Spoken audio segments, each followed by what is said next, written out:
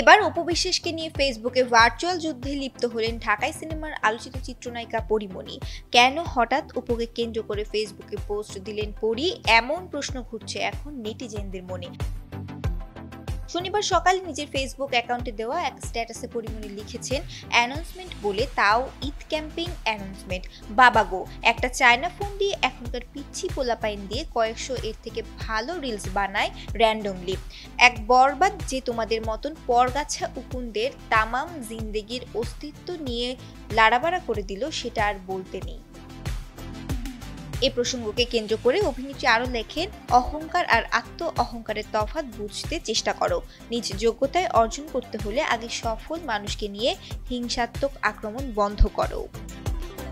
অনেকেই ভাবতে পারেন এখানে তো কোথাও অপু বিশ্বাসের নাম নেই, তবে যারা সোশ্যাল মিডিয়ায় এই দুই নায়িকাকে অনুসরণ করেন তারা ঘটনাটি ঠিক ধরে ফেলেছেন। কারণ অপু বিশ্বাস গতকাল একটি ফেসবুক স্ট্যাটাস দিয়েছিলেন যেখানে লেখা ছিল, announcement Eid campaign coming tonight.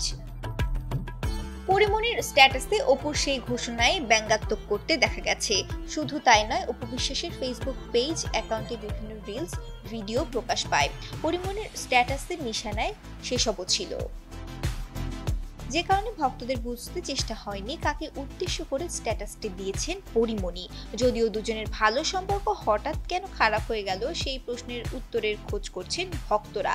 অনেকেই বলছেন নিজেদের কাজ নিয়ে অপু পরী একজন অন্যজনের সঙ্গে দ্বন্দ্বে লিপ্ত হয়েছেন, আর সেখান থেকে বরাবরের মতো পরীমণি ছেড়ে কথা বলেননি অপু বিশ্বাসকে। শ্রেয়া রায়, কালের কণ্ঠ।